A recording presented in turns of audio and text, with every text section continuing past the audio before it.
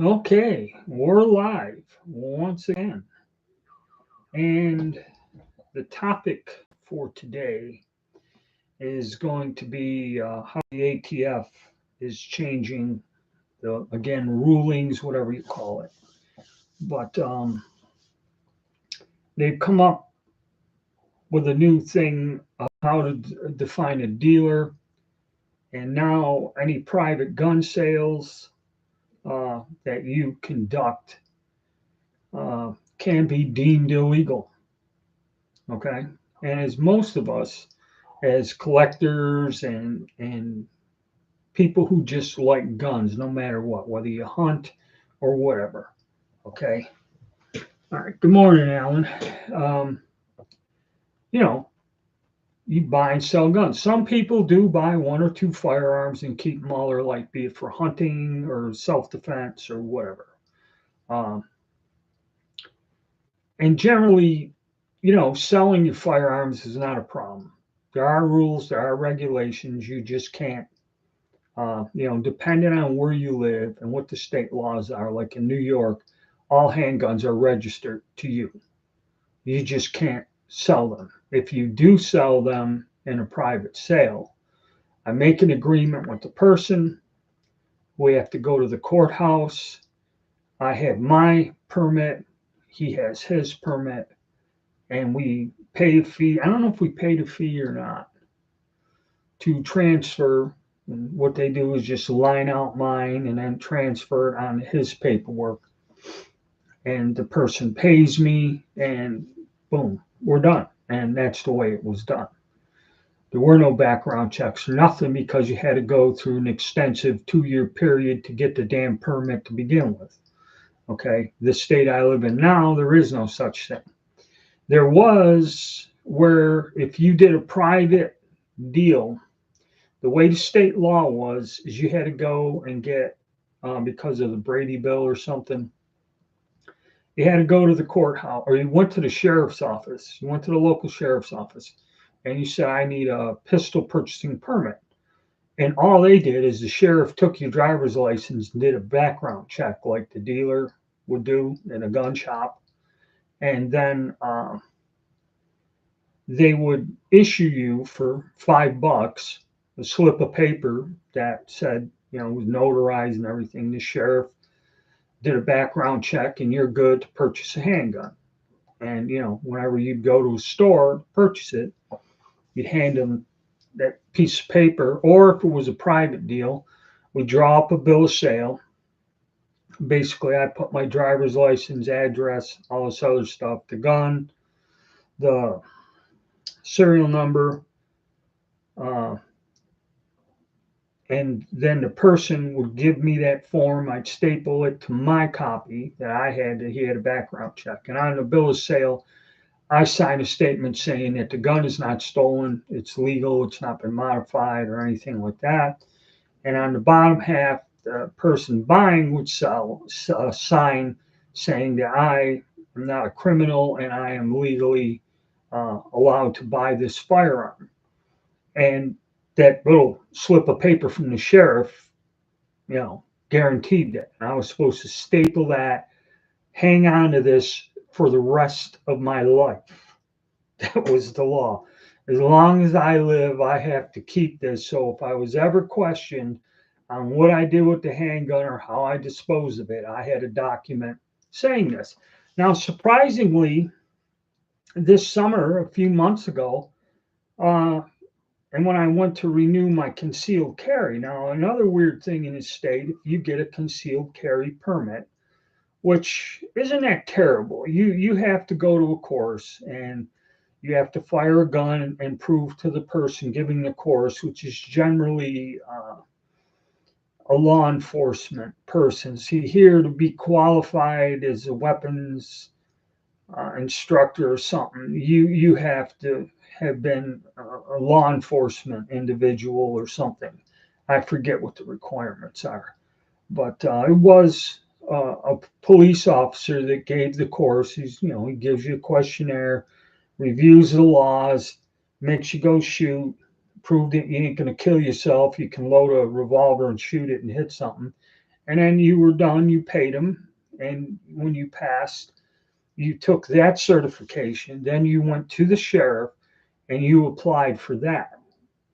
Okay, there was money to take the course. You had the document saying you took the course. Okay.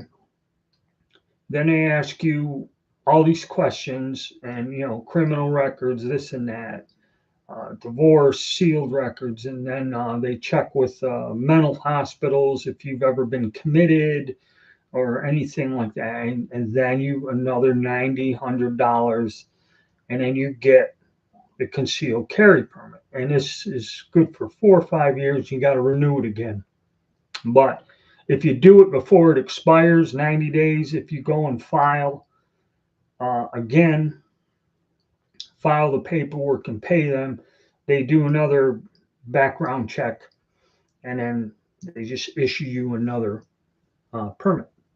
But see, they then changed the state law that if you go through this and get this permit, that permit, whenever you go to purchase a firearm in this state, that permit, when you hand them your driver's license and the permit, it's an automatic background check.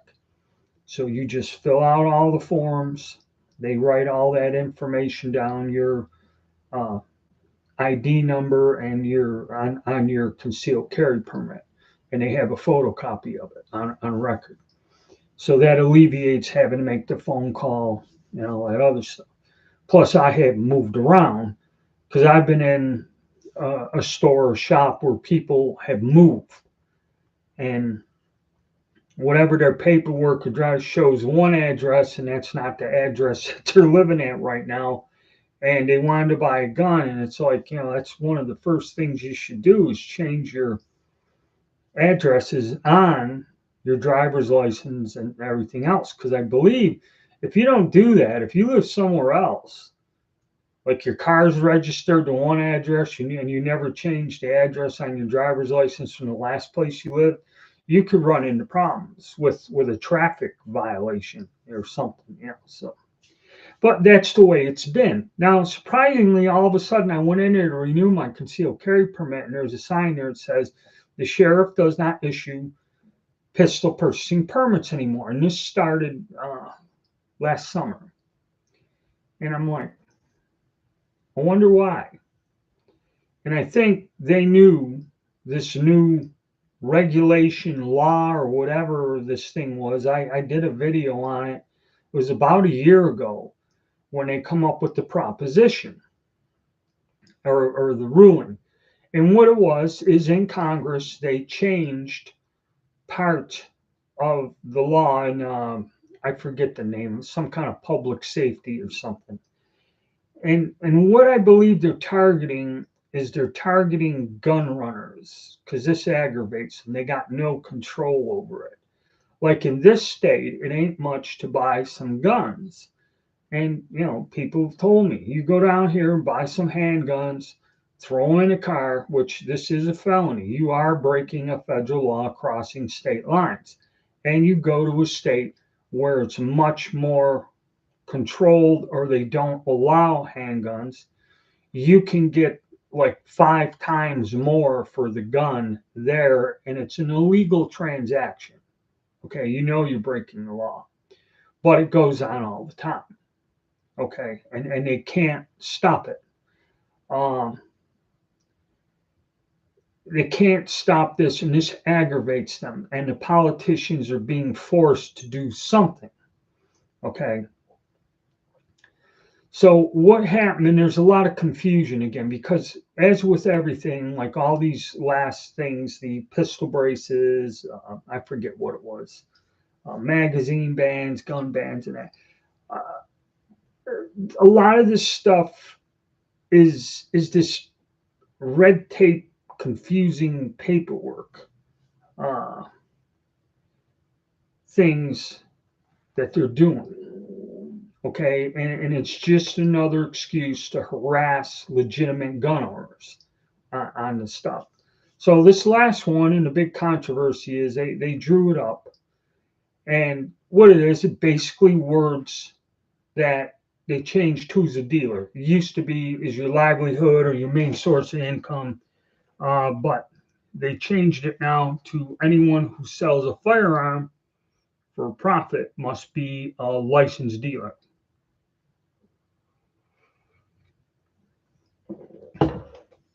So, and they're going through the explanation, and where this is kind of a bullshit call. One thing is the politicians did change the wording, and that's all it is. It's a change of the wording. Okay, they removed livelihood, anyone who sells a firearm for profit. They just changed that sentence.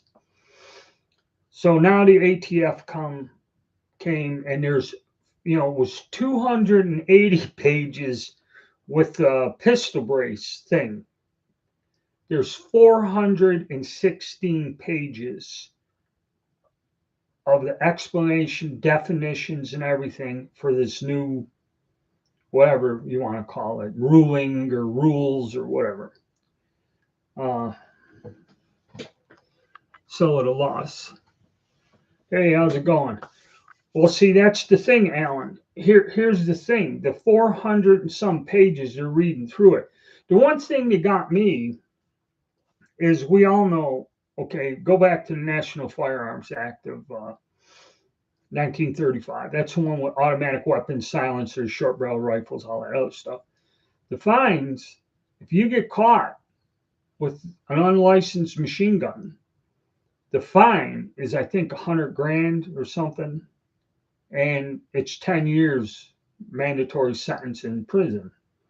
I believe is how that's written. I'm not sure. I don't fool with it. I have no class 3 stuff. And there's nothing wrong. Like in this state, you can own it.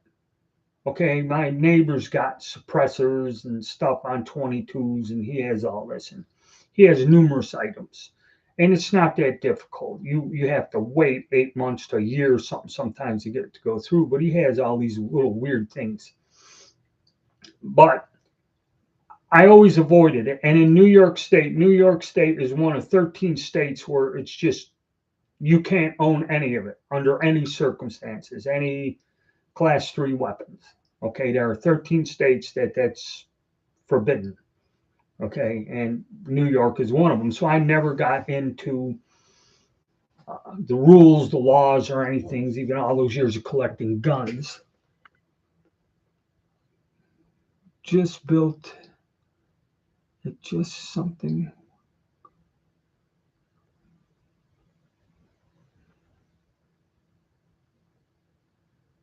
Okay, now how's it going? Oh, so sending out.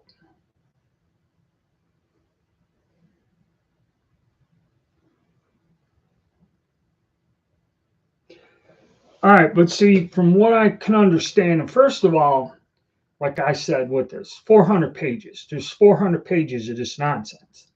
Okay. And I believe when I was first hearing about this, we'll go over the penalty phase first, because you got to get into the definition and all the nonsense here. And this is a long thing, but the penalty phase, I think it's like $100,000 fine and like 15 years in jail if you're caught selling a gun, okay, under this ruling. So it's a serious penalty if you are convicted of this. Okay, so that's the one thing I look at. It's one thing to say, okay, you'll be fined $10,000 and a minimum, like some of them are a minimum 1 year in the county jail or something like that.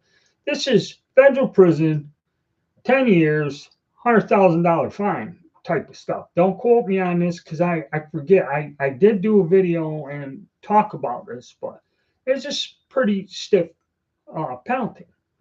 So if you watch, what was it, Washington Gun Lawyer, and he did a thing on it. He's pretty good. He gets into it. There's another guy. There's one guy that goes on. He gets in depth, and there's one with the woman and the man. I forget the name. I was just looking at their. Let me see if I can find their name. I'll give you the names. I'll go to history here. I was looking at their videos, and their explanation is pretty good. Everyone kind of gets into this. Armed attorneys. Armed attorneys is one. Washington gun law is another one. Yeah, Washington gun law. He's good. And there was another guy. There are several people that specialize in reviewing the laws, be it state laws or laws like this. So now what happens is when we go through this, they change the definition. And I guess what this whole thing is intended on doing is targeting people called gun runners. Like I said, that's where this state the laws are lax, and there's some other states the laws are pretty lax. But you can buy up a bunch of guns. There's no way they're gonna catch you if you go and buy handguns or even AR-15s or whatever these banned things, and you buy a bunch of these guns used here. And if you go to another state or something, you can sell these. It is illegal to do this, but there are people that do this that don't care. Okay. And this is the problem. That's like why in Chicago, where they totally banned ownership of handguns, there's still a problem with people getting guns. Because much like narcotics, okay, like the guy said, how it works with narcotics, he holds up a pen. He says, say this is the product you make, and it costs you 50 cents to make this, okay? But if you drive to another country or go to another state and you can sell this for $6, okay, you're making a huge profit. Same thing with narcotics. They make a ton of stuff in a foreign country and they bring it here and they can get top dollar for it. That's why it doesn't stop. Okay. Same thing with firearms. Okay. For years, there's always been crime, there's always been illegal stuff going on in the United States forever. Okay. But it's got to the point where these people robbing convenience stores, shooting people in shops and everything, and gun violence. It is crazy. Okay. And they want to stop this somehow, but what happens is it's how they're going to disarm. All of this is in the steps to disarm the country, which a lot of countries, if you look at all of the countries that have just about disarmed their citizens. Australia is one of them. England, I guess you can't own a handgun. Canada is teetering back and forth to where, those fellas, I haven't seen any of them yet, but they've told me all kinds of stuff about how I think, Rodney, you can't fire a 300 H&H Magnum on a range. You can hunt with it, but you can't fire it on a gun range or something. It's crazy stuff like that. And they have guns that are restricted, guns that can't be owned, and it changes back and forth. Crazy stuff like that. Okay, let's see. Pistol braces.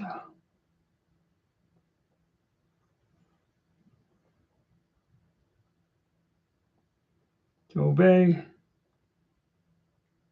Class 3. Rules by Chevron definitely, was fine. For EPA,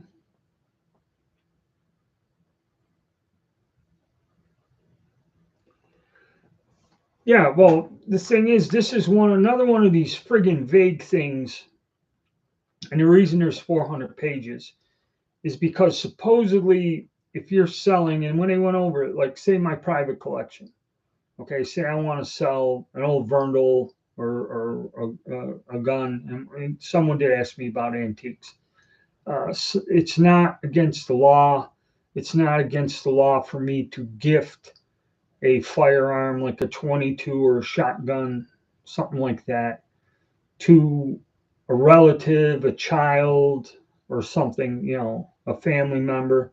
Like I got my father's pump shotgun, and if I ended up giving it to my nephew, okay, I guess that's allowed. And see, they say that, but then they throw this weird clause in, uh, other than you can sell anything like shotgun or my trap, my BT99. No big deal selling that at a gun club because it's a BT99. Very few people rob a gas station with a single shot trap shotgun with a 32-inch barrel. Uh, but I have seen police videos where they come in with AR-15s and hunting shotguns and rob stores. There's some kind of weird clause that if it's a self-defense gun. Now, what the hell is a self-defense gun? Okay, uh, it's this is what I mean. They have these really vague terms, and then like somebody said, selling for profit. Okay, well, Washington gun law, he read into that, and when he read that, he explained that like you're going to say, well, do I have a receipt from a gun that I bought in 1989 or 1990 and I sell it now, which of course, what I paid for a Smith & Wesson pistol back in 1988 is a hell of a lot different. It was like about $300 to buy the same thing now it's over $1,000. So if I sell it to somebody for $600, yeah, I'm making a profit. But how do you prove it? So the way the thing is written, and that's why there's 400 pages, is if you are selling the gun, they automatically assume you're making a profit, whether you are or you aren't. You have to prove that, okay? And how you would prove that is if you had a receipt from 1988 where I paid, say with sales tax, I paid $320 for this revolver. So I'd have to take a gun worth about $800-900 and sell it for and have the receipt and prove to them that I'm not making any money. Okay, which I don't have the receipt. That's just from the back of my mind. I remember it was about $300 and it's worth about $700 now. Okay, in realistic terms. So I'm not going to give my property away. All right. So you got all these clauses and weird shit. And what it is, it's just written in a way, and it's written with like they said, bait and switch and two standards and confusing. So they can influence it. Okay. The reason it's all drawn up like this is so if they want to, if you do something to really aggravate these people, they can really screw you over. Okay. Are they going to go like, say, I'm out in the country somewhere and I sell a pump shotgun to some guy? Are they going to know? They got drones watching me. Okay. All right. Another thing, how enforceable is this? How are you going to enforce this? Okay. How do you know? And then, of course, all the legal channels say, well, if you sell anything, a handgun or say a shotgun, a riot gun, say a short barrel shotgun with an 18-inch barrel, and somebody uses this in a crime or shoots someone, yeah, they're going to start wondering where the hell did this gun come from? Okay, and where you're going to get screwed is if, God forbid, something that you sold, I sold it 5-8 years ago. Okay, God knows where that firearms went or how many hands it's gone through. And generally, there is no database. See, that's another misconception people have. When you go to a store and buy the gun, yes, all that stuff is recorded with the dealer, but until the dealer goes out of business, he has all the records. Okay.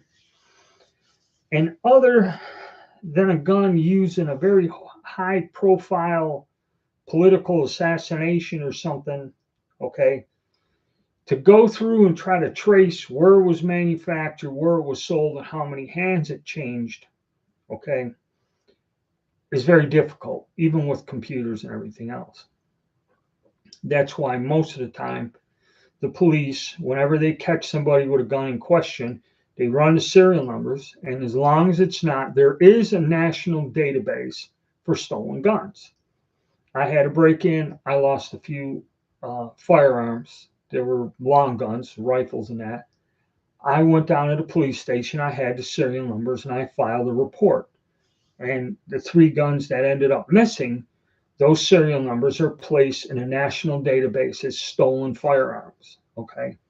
A lot of people do not write down the serial numbers or keep the box or anything like that. And over the years, say they bought the gun 15 years ago and they carry it in a car or something, or someone breaks into the house and steals this weapon, they never wrote down the serial numbers. So when you go to the police station to file a report, they go, "What's the serial number?" And you go, "I don't know." So those guns can be stolen and slip under the wire. Okay. So that's the problem. All right, Megabait. It's arbitrary. Yes, that's Joe. That's the thing. This whole thing again, it's very vague, arbitrary, and like Washington gun lawyer said, they automatically assume you're making a profit selling a gun, and you have to disprove that in a court of law. See, this is the problem. If they push this, or you're singled out in this.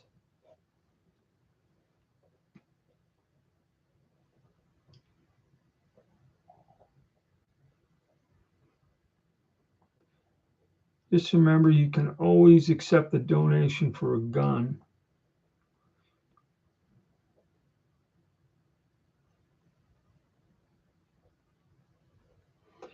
Well, there's something also, and that's why there's 400 pages,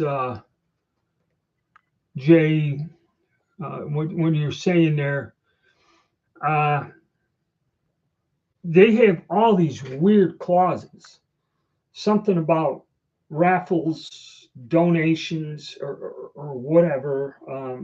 And if you're an auctioneer or state auctions, there's all these strange things back and forth, but there's weird wording in there about self-defense guns. It says this ruling applies to all of these guns, privately owned, blah blah blah, this and that, with the exception of self-defense firearms. Okay.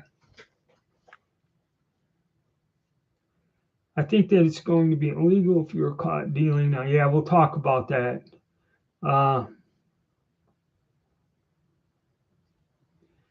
That now, see, in the clause there, digging Dodge, they said that like if your grandparents give you an old shotgun or something, that's not what they're looking for, and we'll go over that in a minute. Handing him a band.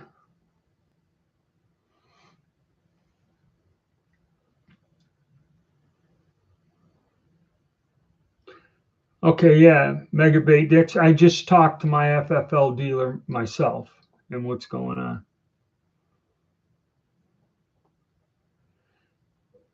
You can kind of do that, but here's the thing.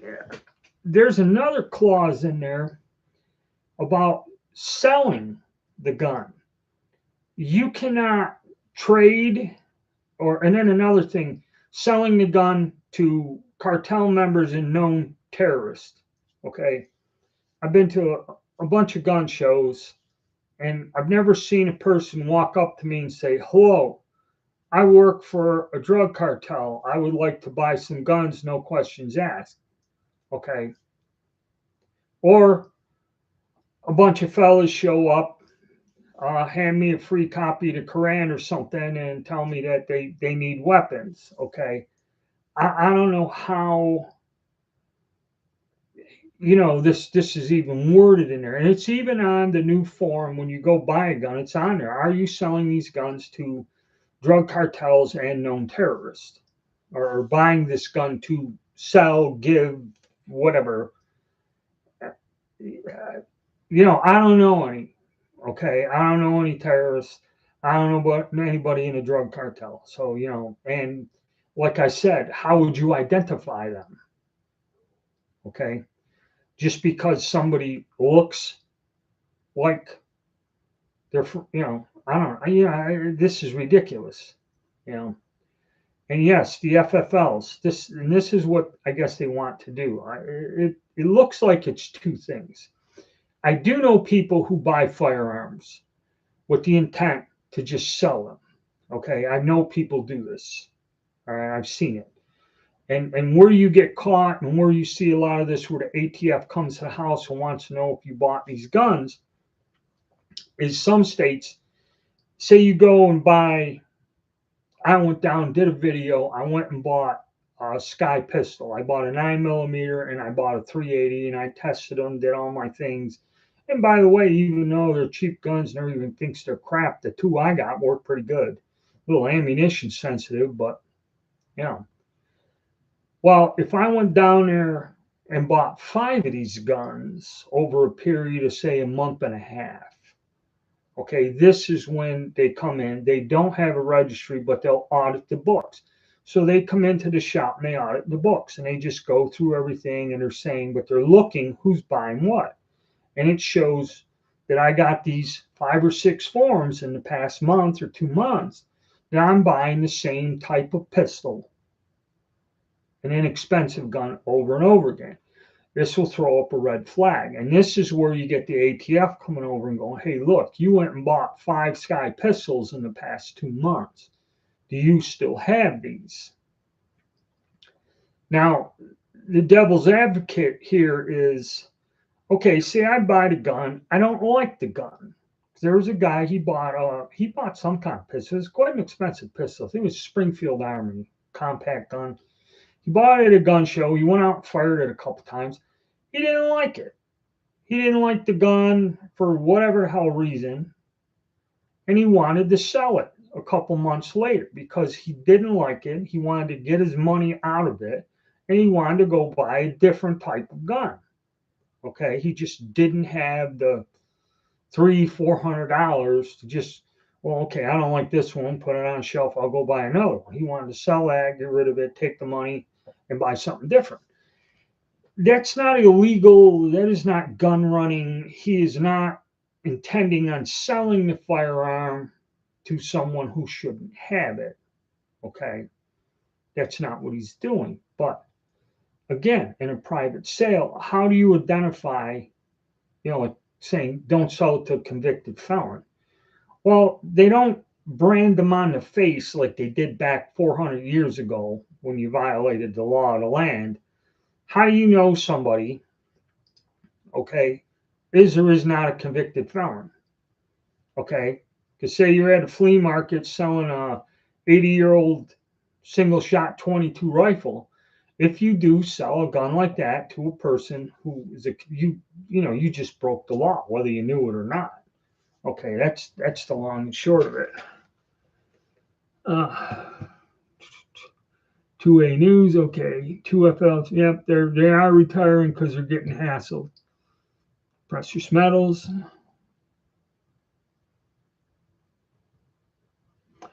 Okay, Jessica, they're doing this because firearms are in place. Yeah, well, part of it is the taxes. Sega, Sandpiper's brand still in the box.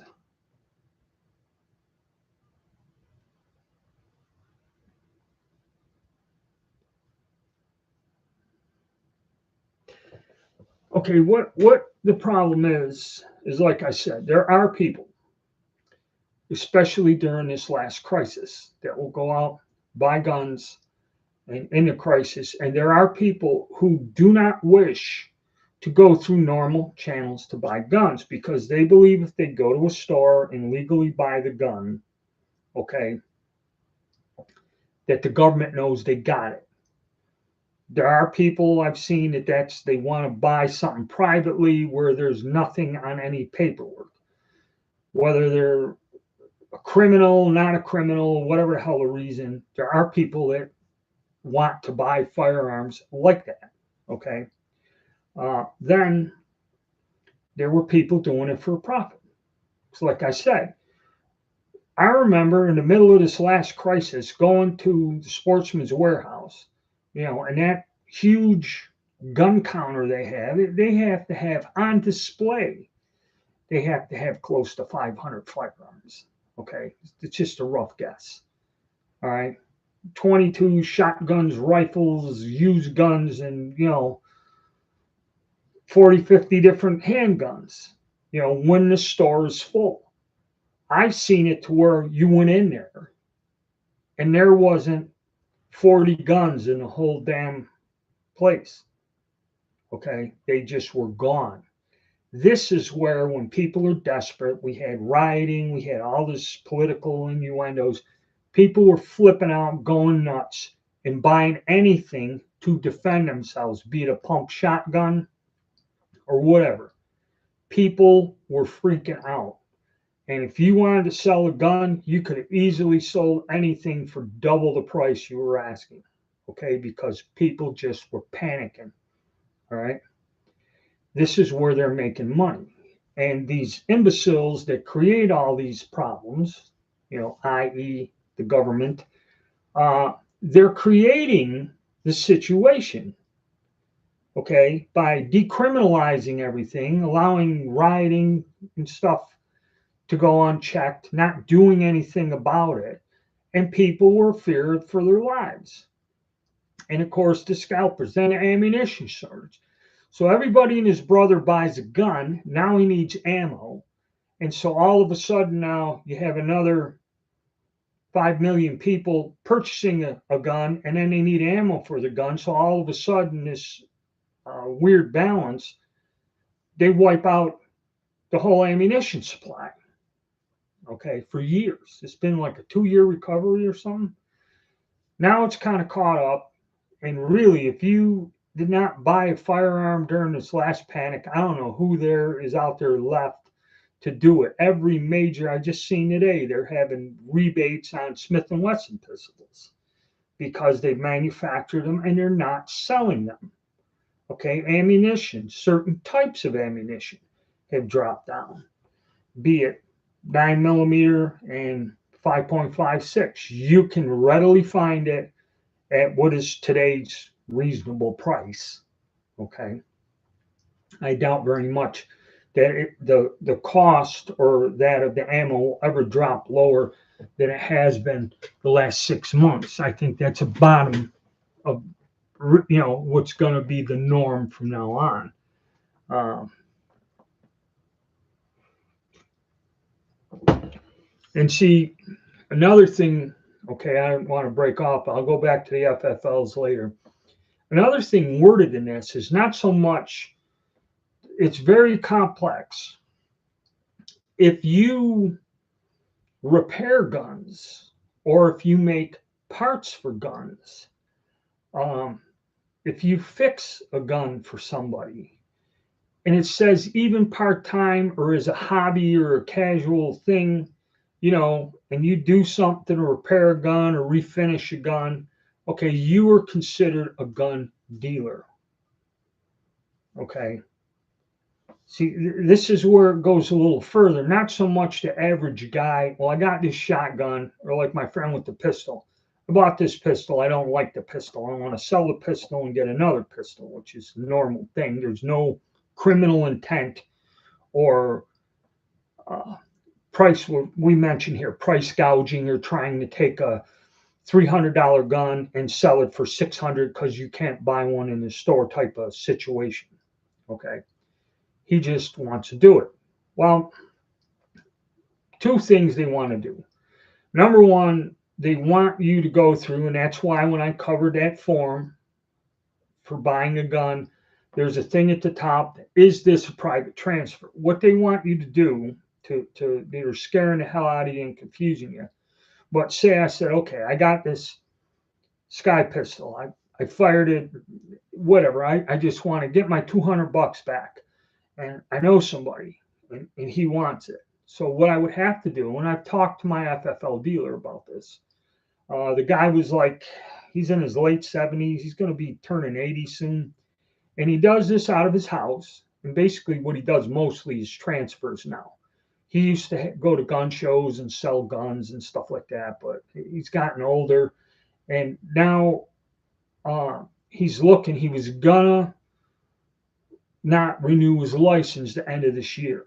because I asked him that. I said, if are you gonna go out of business? So if I buy something online and I want it, he said, I'm thinking of it. Well, he called me just the other day by coincidence. He must be watching the channel and know I'm going to talk about this. So me and him talked for about an hour on the phone.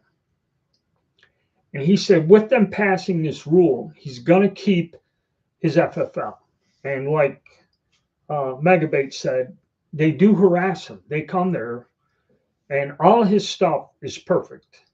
All his records, all his thing is perfect. There's no problems. And it's not a large amount of stuff he's selling. Okay. It's very low key, very easy, but his mainstay, and a lot of these guys that have FFLs out of their house, how they make money is they charge you $20 to do a transfer, $25. So say I bought a gun on the gun broker, or say I want to go online and find a gun that's on sale at a warehouse or something, or distributor online. I pay for the gun, and his FFL is listed there. I just click on that, mail it to this FFL, and it's a known fact. He sends it to my dealer. My dealer calls me, hey, I got your gun. Come down, do the thing, and we're done. And that's how he makes money. I knew one guy, he was disabled or something, had a bad back, and he worked out of his basement doing it. And he told me he made so many thousands a year just by doing the transfers. That's all he does. He's listed on all the sites. His FFL is out there. So when you do purchase, he's there listed. And they have his FFL on file. So just shoot it right to him. There's a lot of guys that do that.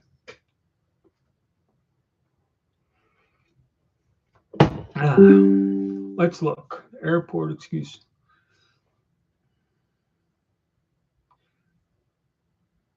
Caught.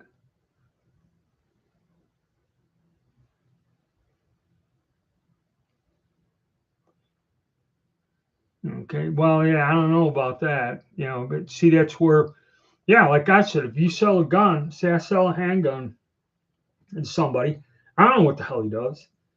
I don't know if he's a criminal. I don't know, if he's going to use the gun to commit a crime, illegal using a gun for protection.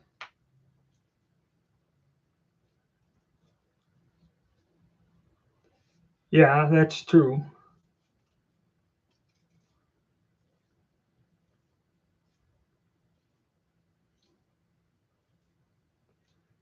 Yes, Jessica Hartness, that would be good. Back in Tennessee. Okay, you did another run, Victor, so you're up here in town.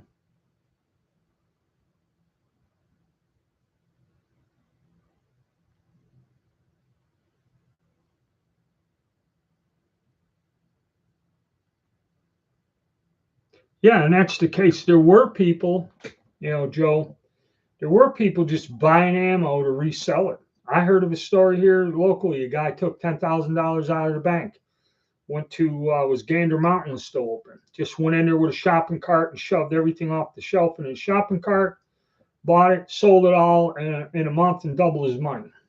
You know,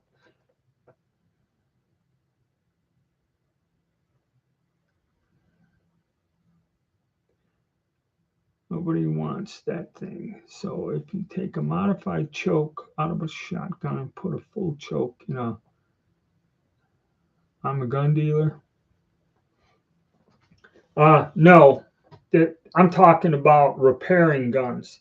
Somebody comes to you with a gun that's broken, okay, and like say a firing pin or extractor, and you go and change it and fix it. A lot of 22s will lose their extractors, and it's just a little piece of metal in the spring.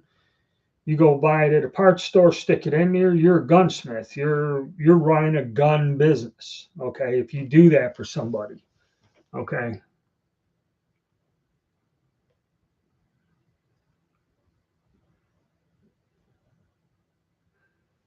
Good price for transfer fees. It depends. Usually the norm was $20. This old guy I go to, he's $25, which is a little more. okay, than normal, but he does anything. Okay, a lot of stores will tell you they only will take a transfer from a dealer or a website or something like that, not a private individual. Now, when I've sold guns on a gun broker to a private individual, I would ask him, who's the FFL you're sending? I'm sending this gun to. And generally, he'd tell me, and I'd call the business and say, hey, look, so and so has purchased a firearm from me on the gun broker. I'm going to send it to your business. What do you need from me in order to put it on your books? And I verify that it is an actual FFL dealer, because they give you like the last three numbers of their uh, license, or first three numbers or something. And you can go and verify this. There's a website, you go and verify to see they have a legitimate license, so you know, and the address is on it. So where you're sending this, you can verify it. Okay. And that's it. Okay. This guy will do that. The person just has to have a driver's license, address, all this other stuff, place it on the books. Because on his books, it shows where it comes from. We do the background check, and then he transfers it to me with all the proper paperwork and and the background check. Okay, so it's pretty simple and easy, but there are some places that won't do it. And there's also a lot of places that really don't, like the stores, the big shops. I know Sportsman's Warehouse will not accept uh, transfers from any source, be it an auction or whatever. Okay. And some of them do charge upwards to $50 for a transfer. Okay. Those are the ones that you don't want. Usually it's a small shop, or there's a pawn shop. I got a pawn shop too, that this guy, if his FFL is listed, I ain't even got to tell him I'm buying something. If his FFL is listed there, I just click on it. When it arrives, he sees the thing coming. He calls me once it's unboxed, ready for me to come down, fill out the forms. He only charges $20. Okay. Very easy person to work with. He wants you to, you know, get the transfers. Yeah, he's making money.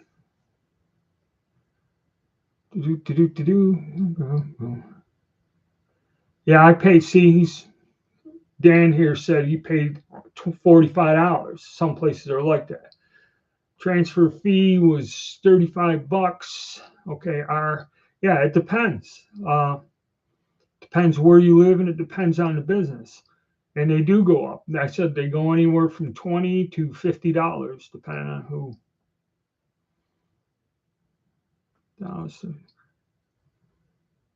Yeah.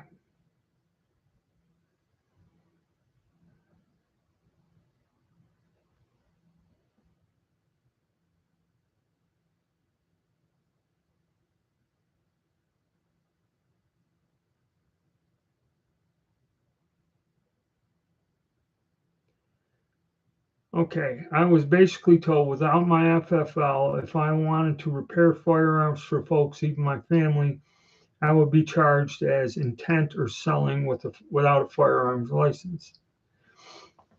Uh, well, what that means is you are in the business of repairing guns or modifying or that. See, this is where this weird, it's 400 some pages and all these little clauses and weird shit in there. Okay, so yes, if it was known that I would repair guns for somebody, and I was just doing it out of my garage, a simple little job or something, okay, like modifying the Vetterli bolts, I did that for years. Okay, I guess now under that, that's considered a firearms business because I am doing something in that. So unless I have an FFL, I cannot do simple modifications. I don't even know if that even means refinishing a gun. Okay, because if you go and re-blue a gun or something, you're not really modifying the gun or doing anything other than stripping the old finish off and putting it on with a chemical process. But I guess if you do that and charge people money, it's considered that you are in some sort of a firearms business. according to this new thing. Okay. But see, again, it would have to be something known, or people are coming to you, or because I bought 5 Sky pistols and they show up at the house and look, and I got bluing tanks in the garage and gun parts. Who the hell knows? Okay, these people can basically, what all this does is make it to where if they wish to harass you, they can. Okay, how far or an extent uh, they want to do it, I don't know.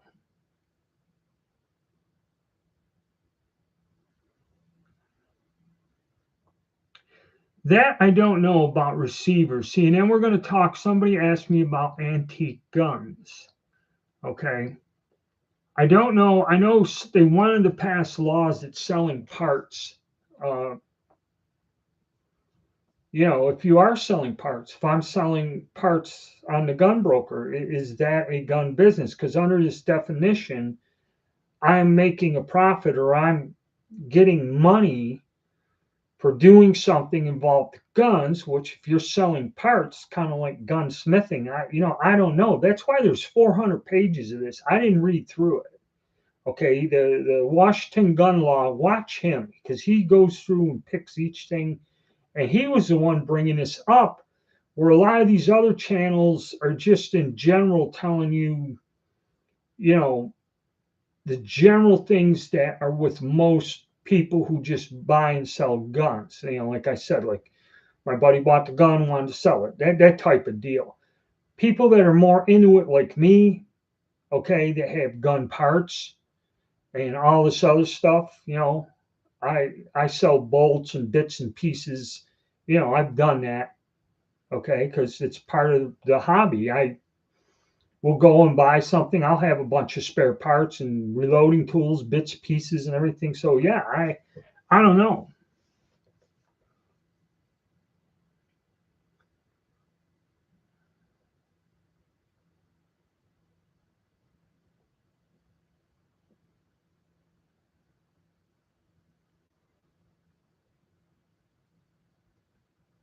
Okay, Hickory and Charlotte, they charge you more. All right, and hell, last time I bought a gun, it was a shotgun, and they had mental.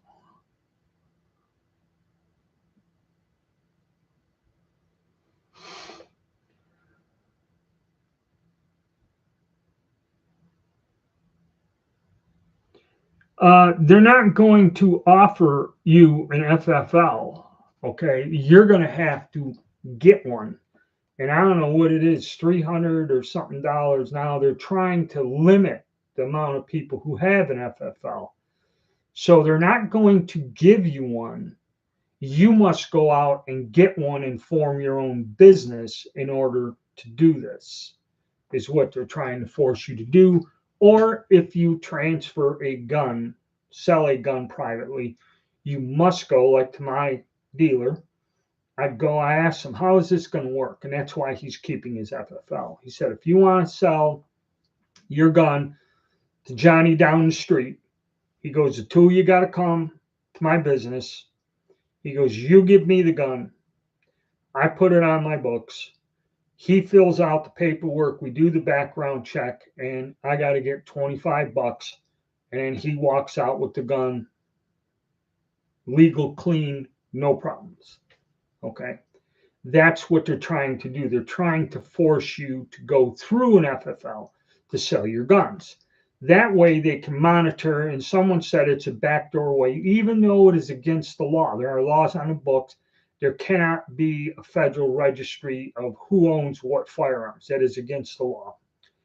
It pisses them off. They want a registry. Okay. They can't do it because if they register and keep track of where all the guns are, then they can take them away whenever they wish to and change the laws to do that for confiscation. So how they go around this is they audit. The ATF may audit any dealer. Go in and say, I want to check, make sure you're keeping your records. And the FFL dealers, there's guys that told me I had a license for 30 years back in the 80s. Me and my dad started a little business. We ran it out of the house. And he goes, for like 30 damn years, the ATF never audited us. All the papers were fine. Everything we sold, there was no violation of the law, and there was no violation of paperwork or paperwork error for 30 years. And he goes, now, he's does very little work, but he keeps his licenses, and he does sell on occasion a few firearms. But he goes, they audit me once a year or twice a year. Okay. And what they do in the audit, like I said, say I was buying, we'll talk about that guy here that got shot by the ATF. Okay. And if you look at his story, when they take it apart there, okay, this individual was going out and buying, like in a month or 2 months, 9 Glock 17s, 14 AR-15 rifles, and all this other stuff. So this person was buying repetitively one type or model of gun over and over again. And what he would do is probably go to a gun show or somewhere or advertise it and just sell these damn things to somebody without no paperwork, no background check, no nothing. He must have lived in a state where that's not closely regulated. So he was doing this at an alarming rate. I mean, you're asking for it. And how they find out is they go and audit, like where I bought the thing or got it transferred. Say I'm buying them and it's transferred to my dealer. Well, they go to my dealer. They go there every other month and audit it. So in 2 months' time, they audit his records. And as they go through, they see my name on these forms. Glock 17, Glock 17, Glock 17, AR-15 from this company, AR-15 from this company. That's how the ATF gets a red flag and knows to go ask you questions. And that's what they do to knock on a door. Hey, do you still have them 5 Glock 17s that you bought last month? Okay, and that's how they try to catch you into illegal selling of firearms. This is what they're trying to stop. Okay, and like people said, buying all the ammunition, buying all the guns. I've seen it when Obama was going to get elected. Okay, and it looked like this. I was in a gun shop when a guy walked in there. He said, do you have AR-15 rifles? And the guy goes, yeah. They're $700 some a piece. He goes, how many do you have? He goes, I have 3 of them in stock right now. The guy bought all 3 of them, put them in a box, and he went around and bought these because he was sure that they were going to bring back to where these things would be banned. And then he would be able to sell them for, close to $1,500, $2,000, something. And I remember going to the gun shows after that didn't happen and see these people lugging these brand new guns in a box around trying to sell them to somebody. And by then, the price of an AR-15 dropped down to around $600 in the high 500s. So now you bought something at a higher price. The price is lower because they're flooding the market. They didn't pass the law. And now you're screwed. So a lot of these people buy these guns. They're speculating. And we all know it. Any of us who have been around, been on YouTube, know that people are assuming they're going to change the law. So everyone buys into it. Okay. And then the law never comes. And then actually the price of the firearms drop. And now you're screwed, Because I remember one of the disasters or shootings, AR-15 was $550. And when that happened, within that weekend, I went to the next gun show. Everyone had a $1,300 price tag on them guns and sold them all in 2 days. Okay, everything they had. Nothing illegal was done. Okay, they just ratcheted up the price. People bought it. Now people have it. People bought it with the intent to resell it and make a profit. Okay.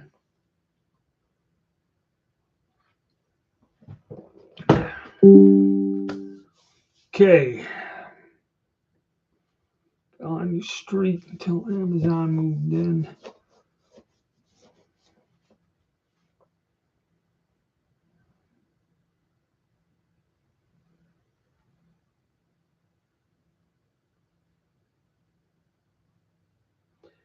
Yeah, I don't know, but that's defined. If you're repairing guns, you're considered a gun dealer.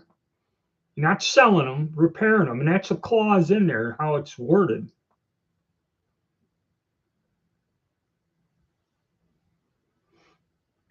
In other words, you're working in the firearms business. It's a business. It's a gun dealer because my neighbor.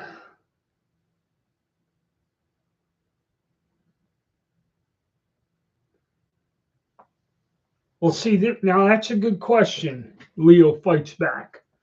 Are they going to look at it that building half a gun? Now, something about they said, and now that you mentioned it, okay, that's where that weird clause about setting a barrel into a receiver. But see, a receiver on a regular bolt action gun is working on a gun. AR-15, the upper receiver is not a firearm, but you are building or doing it and selling it as a profit, even though it is not what has to be registered. I think they're going to go further. I don't know. The thing is so confusing, and there's 417 friggin' pages of shit.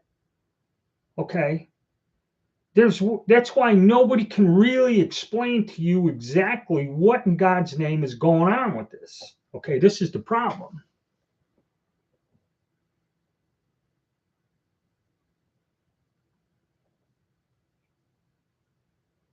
See, he'd have to look into that. I don't know.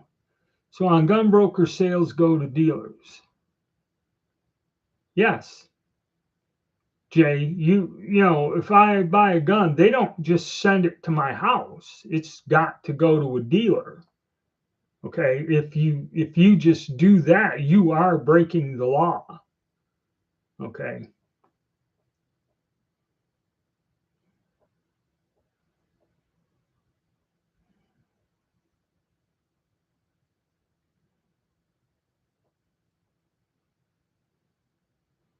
Yeah, the Obama years, it was insane. And there were no laws or nothing.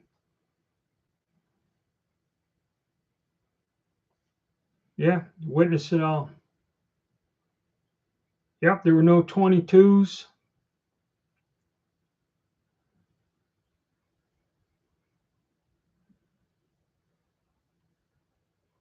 Yeah, well, Megabig, that's the thing. I just bought some bullets from PPU, which usually it's not like Sierra or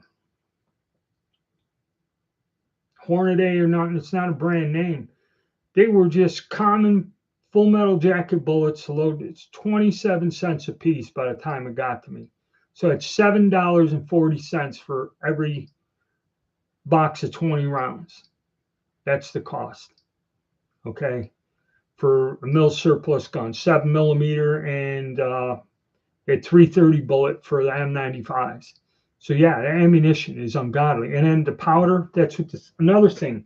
This guy called me up, my dealer, and said he went to uh, Sportsman's Warehouse, which is a big retail store, and they got powder there.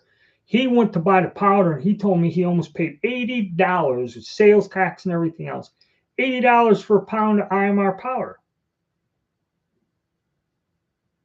He goes, and he went and kind of complained. He goes, "What do you people charge me this amount of money for?" And of course, the employees tell you, "We don't set the price. We just do as we're told." And it's crazy.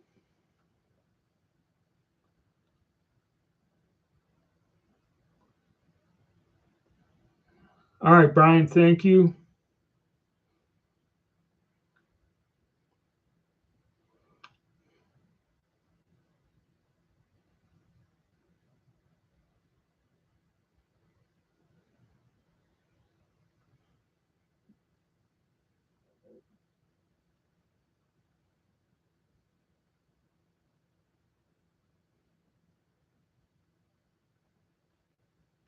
Yeah, Academy Sports, we have one there. They have the best prices, but their inventory, like reloading component, I was shocked when I bought them primers. I actually found primers on the shelf there. It was the first time in 2 years or 3 years I seen that.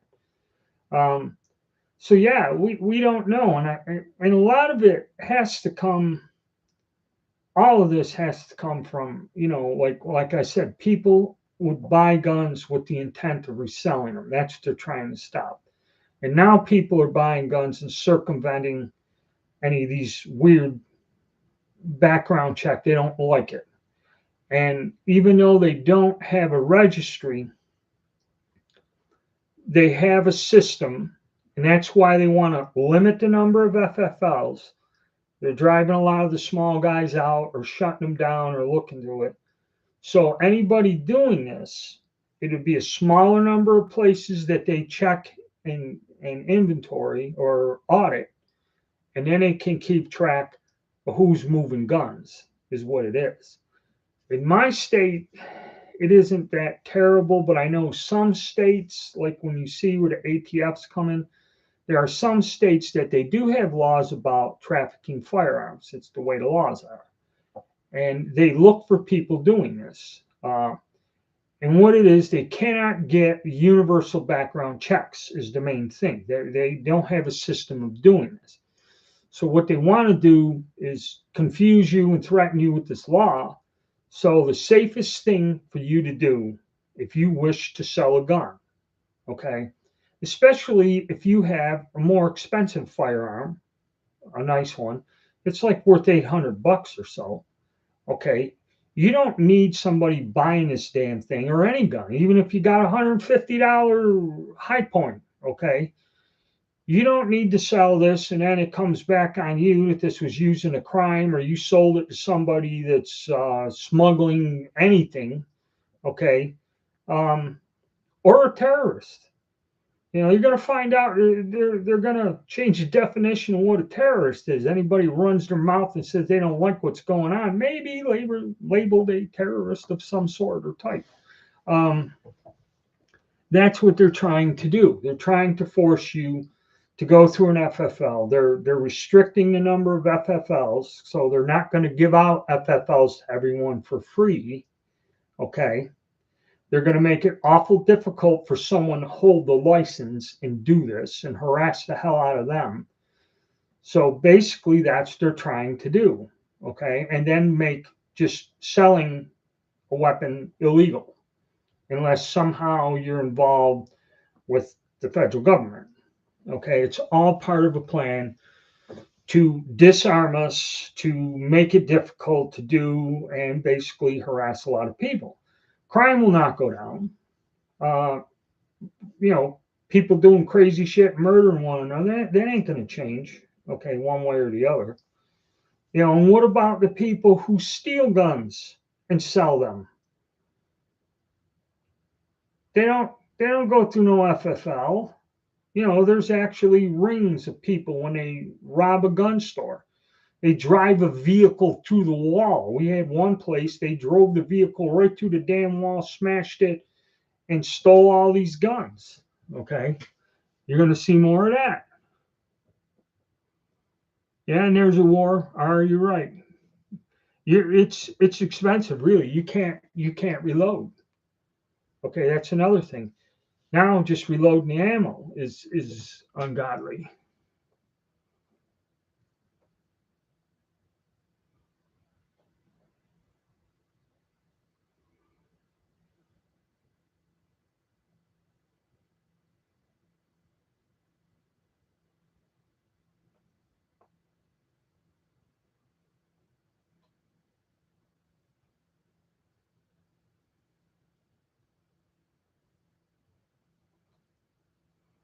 All right, 47.99. It's certain powders are still under 50 bucks, but IMR powders, and there are certain powders that are more, always have been more expensive depending on the brand and type of powder. Okay. The one powder, 50 bucks, but still that was $20 in one time.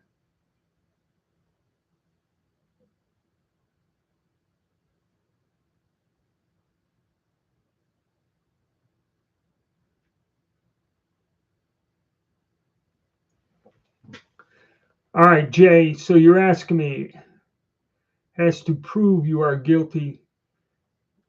Okay, but the way this is written, and again, go to Washington gun law. That guy there, he said the way it is written is, and this is the tricky part, and that's why it's 400 pages. They don't have to prove you're making a profit. They assume when you're selling it, you are making a profit. So you're screwed. If they decide to come after you, the government doesn't have to prove loss or whatever. They say if you're selling, you're collecting money, you're making a profit. You have to go through court. That's where he is a lawyer. You have to go to burden of proof is on you. Okay. And that's how this thing is written. All right. It's not good. It's written in a way you have to do something to draw their attention. And once they get a hold of you, the way this is written, they can twist this around any way they want. Okay. To prove a point or whatever. So that's why this thing is bad. Now, when I was talking to my FFL, my dealer, and he told me, I'm going to renew my license because of all of this. Because he goes, if I turn my license in, it's one less place to go, and a lot of people won't be able to transfer their guns by the new law. So he goes, I might as well just sit in the house, and even if I do this, it makes everything legal. It helps people out. They're not going to violate on any of these new regulations.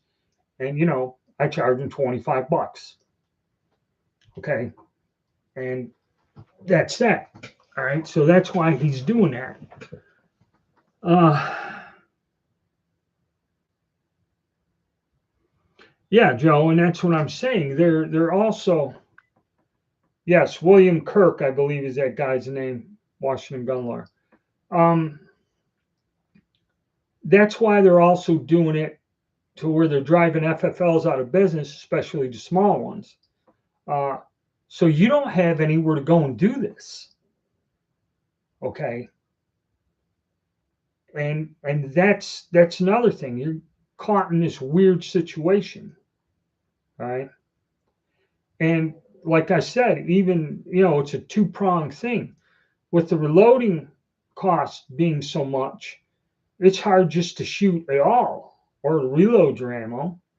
And even though ammunition is quite low, it's only for the defense, self-defense caliber. So, what is a self-defense weapon? Because that's another term they use in this wording. What's the difference between a revolver with a 6-inch barrel and a revolver with a 2-inch barrel? Is one a defensive weapon, self-defense weapon, or personal protection weapon, and one is not? Okay, that's another strange thing. How can you tell what is what?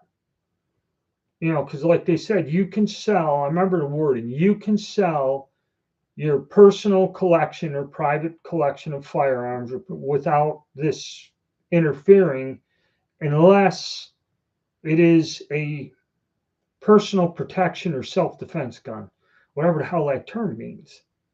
Okay, and that's where these lawyers are saying, if I have a little tiny automatic pistol, is that considered a self-defense weapon as compared to a full-size 1911 and 45 caliber? This is crazy.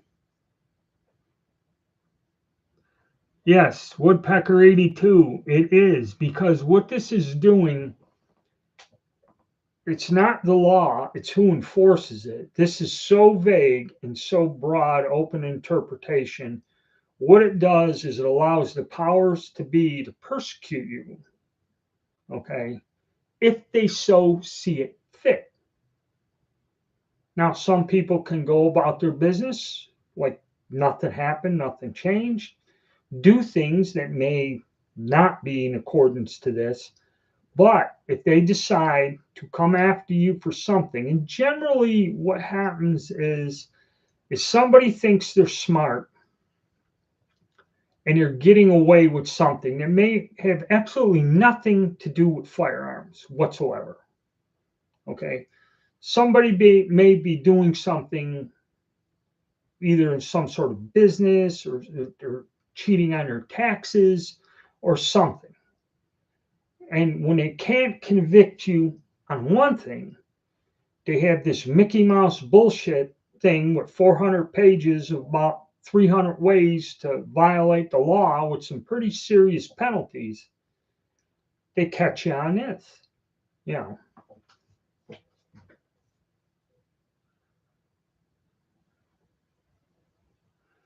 I love that. I couldn't take a Glock apart on camera. Yeah. Yes. Yes. An arquebus.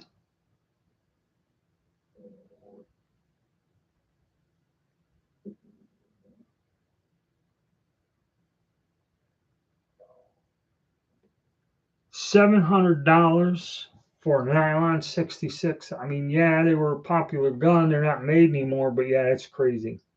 Oh, and let me bring up somebody asked about antique firearms.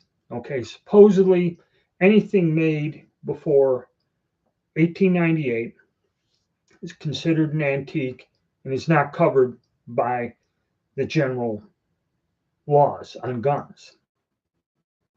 But try sending one to an auction, sending it through UPS, and they go, "What's in the box?" And black powder gun.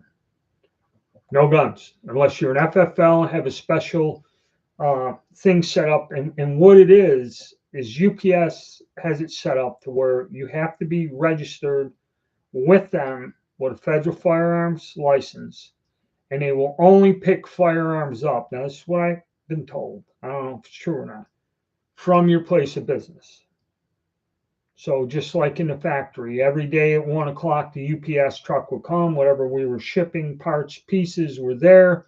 Whatever he was dropping off was there. And he just scan them, load them on a truck, and away he went. That's how they do it. You can't go to the counter. And I guess you also, if sending ammunition, you have to have a separate account with a special thing set up to send ammunition through UPS. Okay, so again, you got the businesses screwing you over. Okay, um, so they are making it difficult for you to do any type of transaction with a firearm. Okay, and it's just getting more and more ridiculous with each and every single passing day. Law enforcement. Yes, Woodpecker 82. That's true. You know, they tell them you're going to do this or you ain't going to have a job. That's true.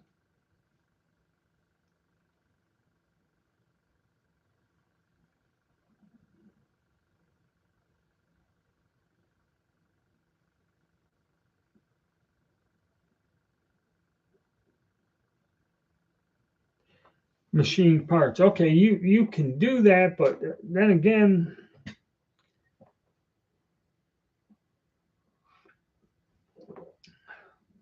see, a lot of antique guns, them boxes are huge and long. They know.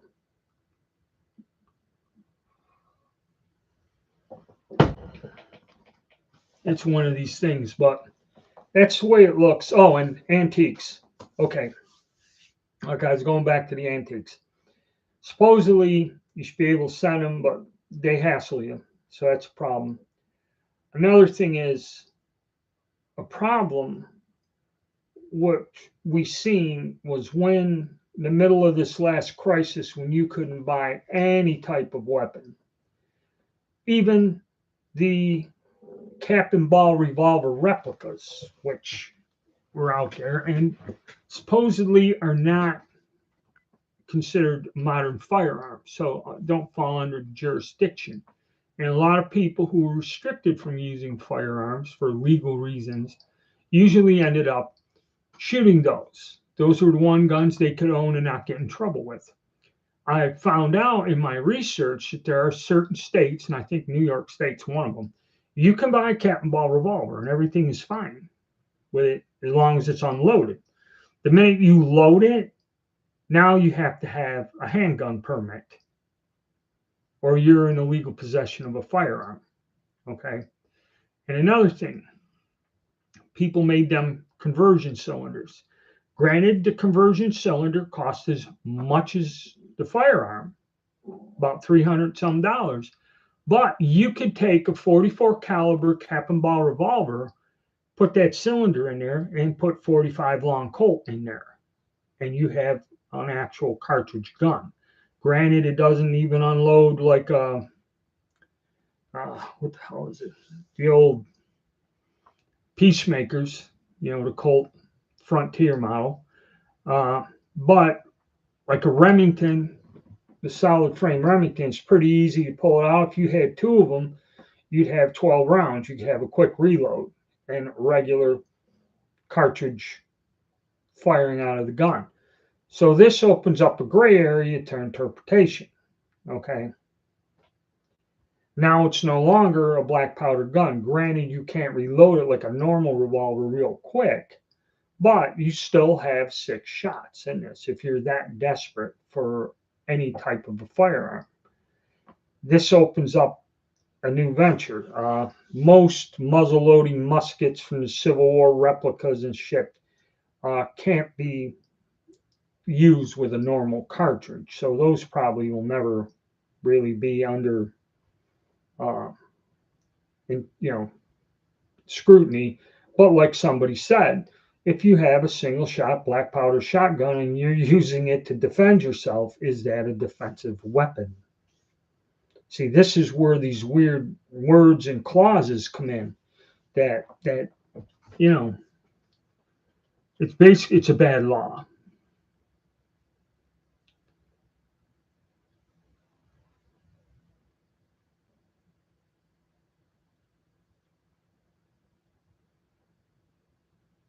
What if I found all the firearms that are for sale?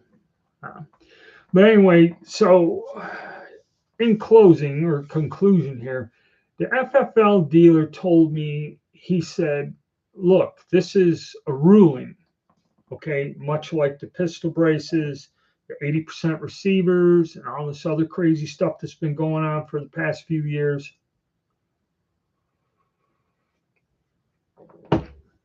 And the problem is they are doing this, they're putting this in place right prior to this election. And they said if they write this up by the end of the month, it takes 30 days. So it would be the end of next month, end of May, where all of this may become a ruling or whatever. Okay. So we got another month or so. They already did this stuff with Trump. They convicted him of some nonsense, and now he's in the middle of this other damn trial, okay, trying to shut him up. Things are going to get intense here coming closer to the election. They're going to put this new thing in place, so expect problems and like a witch hunt, or somebody's going to have to make headlines. Now, in the middle of all of this stuff, God forbid if anything happens on an international level in terms of open warfare, which already, like everyone was saying last weekend, when the Middle Eastern thing was going on, that, wait till Monday, you'll see, and that was with when I was looking at precious metals and that, and they were saying that come Monday, there's going to be a problem and everything's going to skyrocket, and the market and the values and the money and all of this. And it didn't happen. Same with the stock market. I have a very strong feeling something is going to happen in the stock market by the end of the year is going to take a huge dip, a bad one. Okay, like it has in the past. I'm talking 50, 60% losses. Okay, or adjustments as they call it, which in these times of financial crisis would be devastating and crippling to this country as a whole, irregardless of these can't sell your firearms law or whatever. Nobody, if everybody's bankrupt, you ain't going to be selling nothing to no one anyway. You're getting May 11th.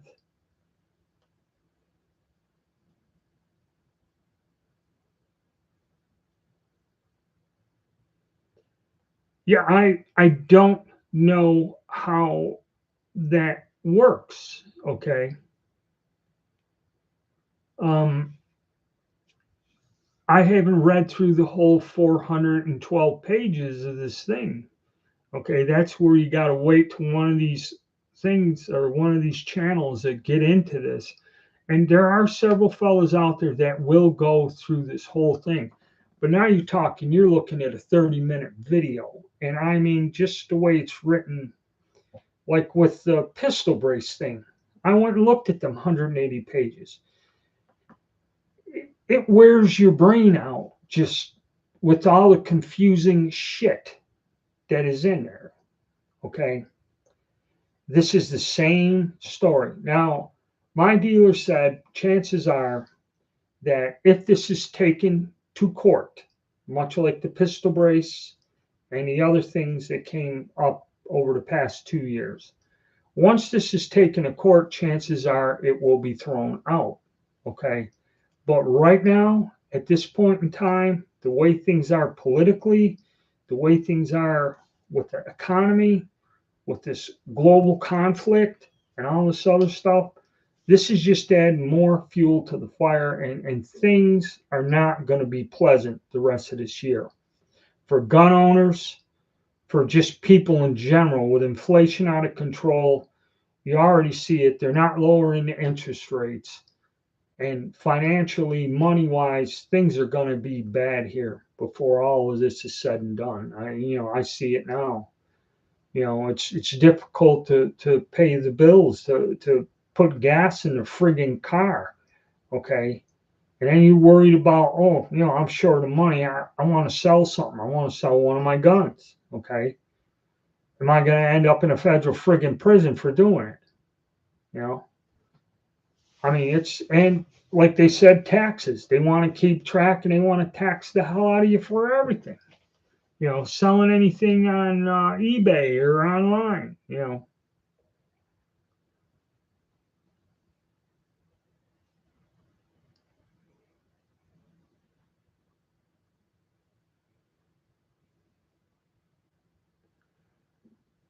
I don't know. But see, that's another thing.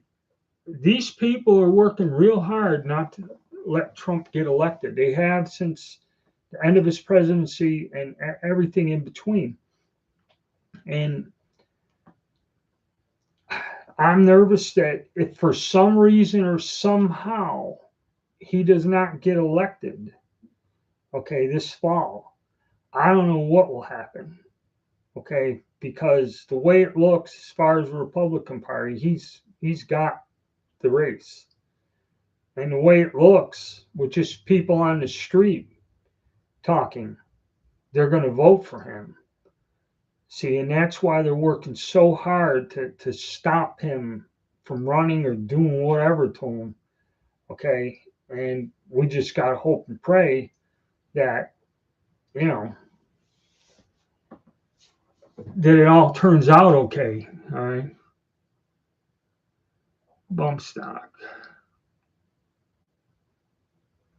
Yeah, and monetary reset, that they're trying that, but I don't think that's going to work because a couple countries they tried that stuff. I think Zimbabwe was one, and then Niger, one of them North African countries. I'm sorry, countries went to a digital currency. They did it some small place, and it did not work out well. Okay, they've done it, they've implemented it, and did all this, but it's not going. People still use money. Okay, the street vendors and people selling you food and stuff in the street out there still have to use cash because they don't have cell phones or computers or an app to transfer money where you just swipe a card or whatever businesses and things like that. Yeah, it's gone out. A very small percentage of the population uh, can use the digital currency. Okay, so this is where all of this is insane on there. Well, all right. This chat was pretty good. There were some folks that normally didn't show up, but I'm thinking next week, because there's been several people that at this point in time, they're at church or they do something where they can't participate. So I was thinking of next week, and I will put that video out Wednesday, of doing this on a Saturday afternoon next week, next Saturday, at say like 2 o'clock in the afternoon, and have a chat there about something. Also, the comment section or whatever. I don't even know what to talk about next. We've covered everything: reloading, cast bullets, and this here. This was a good chat. A lot of people participated, and it was calm. There's no trolls or anything going berserk on us. Um, but yeah, I was going to try a different time because I did have several people request that they can't participate in the chat at this point in time. So I'll try to do one next Saturday at say 2 o'clock Eastern Standard in the afternoon, and we'll discuss again. And when I put the little thing up there announcing it and changing the time, put down in the comment section what you might like to talk about or something, or actually put it in the comment section of this video here, or as it ends up becoming a video, and we'll see and have another discussion where everyone can participate in.